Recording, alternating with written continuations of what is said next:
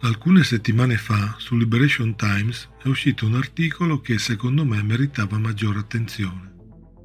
Il contenuto dell'articolo diceva che l'ufficio del direttore dell'Intelligence nazionale attualmente non può approvare pubblicamente il recente rapporto sugli UFO rilasciato dal Pentagono.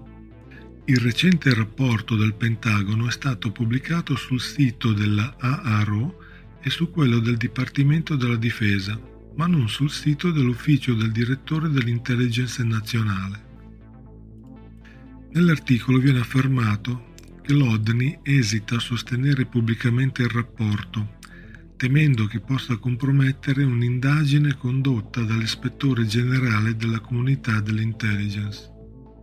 Ricordiamo che il 12 gennaio l'ispettore generale Thomas Mannheim ha partecipato a un briefing riservato con alcuni parlamentari e l'informatore David Grush.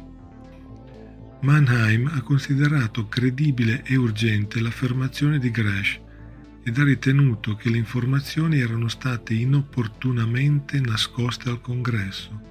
Ricordiamo anche che la AARO deve mandare i suoi rapporti sia al DOD che all'ODNI.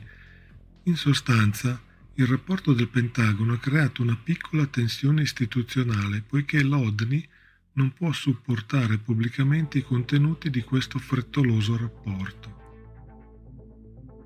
Questo dettaglio è importante, poiché fa capire che il rapporto è stato redatto in fretta e male. Oltre ad errori e carenze, ha creato inconvenienti fra gli uffici dell'intelligence, un comportamento davvero insolito da parte del Pentagono. L'incontro riservato fra Mannheim, alcuni parlamentari e Grush si è svolto il 12 gennaio. Il briefing è stato deludente, ma è stata avviata un'indagine, poiché le affermazioni dell'informatore David Grush sono state ritenute credibili e urgenti. Circa 10 giorni dopo, Kirkpatrick, ex direttore della AARO, racconta alla stampa le anticipazioni del rapporto del Pentagono, che smentiscono le affermazioni di David Grush. Sinceramente non credo sia stata una coincidenza. Penso che le anticipazioni di Kirkpatrick ed il rapporto stesso hanno lo scopo di ostacolare l'ispettore generale dell'intelligence, che ha avviato un'indagine che viene smentita dal Pentagono. A questo punto Mannheim si trova in una posizione decisamente scomoda. Ogni tentativo di avviare un processo di divulgazione della verità sugli UFO attraverso il Congresso è stato fermato dal Pentagono. Quindi l'unico procedimento che può ancora alimentare il processo di divulgazione ed infastidire il Pentagono è proprio l'indagine dell'ispettore generale dell'intelligence Mannheim. Molti sostengono che questa indagine era solo un modo per accontentare i parlamentari che avevano portato la questione UFO al Congresso.